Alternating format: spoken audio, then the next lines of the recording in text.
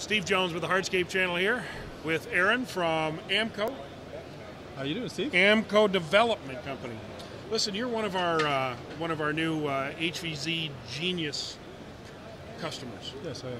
And it was great to have you here at the show. We've heard a lot about you. There's been a lot of phone calls. First time I've met you. Yeah, wonderful to meet you. Thank you so much. And it was nice to go out to dinner with you last night. Yes, thank you very much. Sure, very nice steak dinner. Tell us a little bit about the background, about you and your company, and why you're into hardscapes. I'm a general contractor by trade, land developer.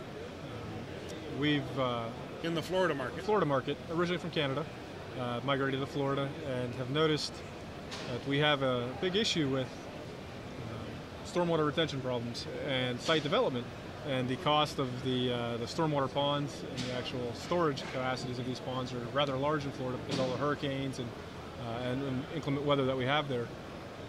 And from a development side of things, I was looking at ways to basically increase my footprint and minimize my costs for stormwater prevention.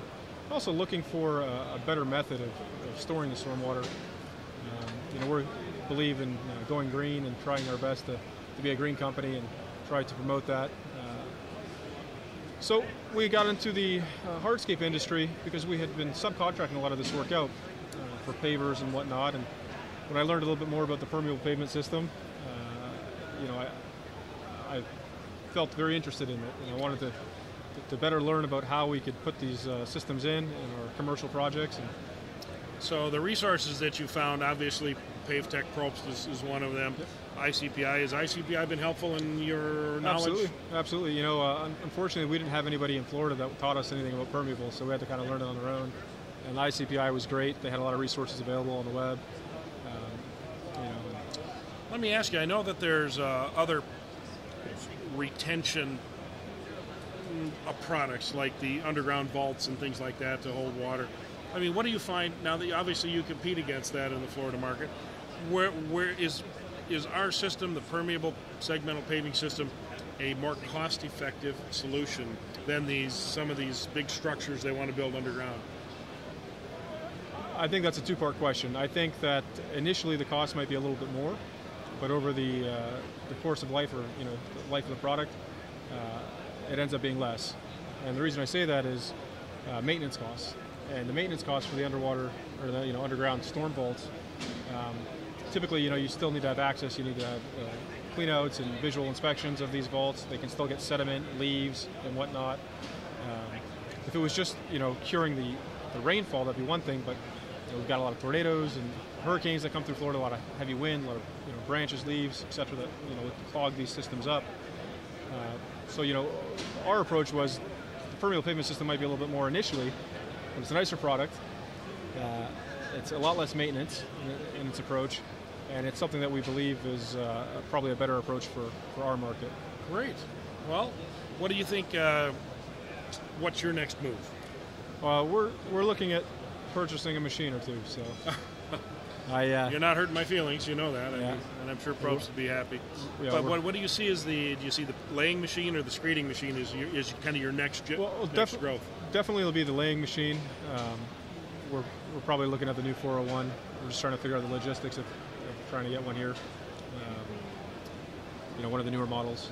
What about the screeding aspect of it? I know that when Bill Schneider and Aqua Paving out at the demo, I mean, I've been on a number of his sites where he's employed that, and his guys are phenomenally efficient when they work.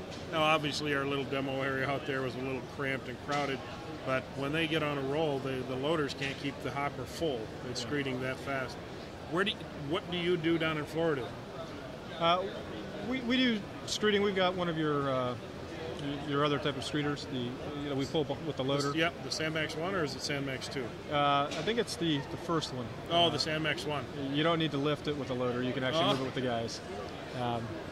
So we're using that, and we found that that's okay. There's still some setup times and whatnot, and you still have to maneuver it around things. That takes a little bit longer. Initially, it was a lot easier to get into that type of product for the cost. For the cost, absolutely. But no, absolutely. I mean, the first thing I told Glenn and Torsten when we were standing outside watching the demo, I just walked up after they were done, doing their little section with the screeding, and I said, "Sold." I said, now we just got to figure out the payment situation. I don't know if you guys take IOUs, but definitely want one. So we'll try and figure something out here.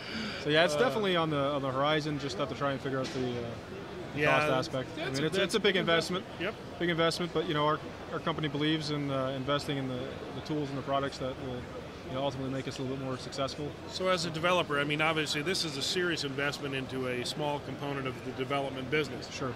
So how do you tell me about that? I mean, what's your thought process on what your company will be or do as it goes forward? Sure. Ultimately we're a land developer and a commercial contractor. Unfortunately the market in Florida was probably one of the hardest hit markets in the country, and unfortunately it's affected everybody across the board, including the commercial construction industry.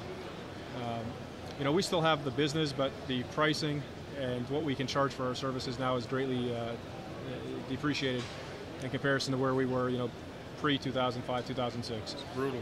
So, ultimately we had to try and find ways to still be profitable, and the way we found that we were able to do that was by taking some of the work that we technically used to sub out, start performing it in-house. We had a lot of equipment, but yet we were still subbing out underground utilities and site work. We realized that we really didn't need to do that. So, we started doing the underground and the site work. Then it kind of evolved into, okay, we're doing the underground and site work. We have guys on our staff that do concrete. So we'll do the concrete, kind of evolved into the pavement situation when we started trying to get away from the asphalt, and then looking at the pavers. We employed subs to come in and do the pavers.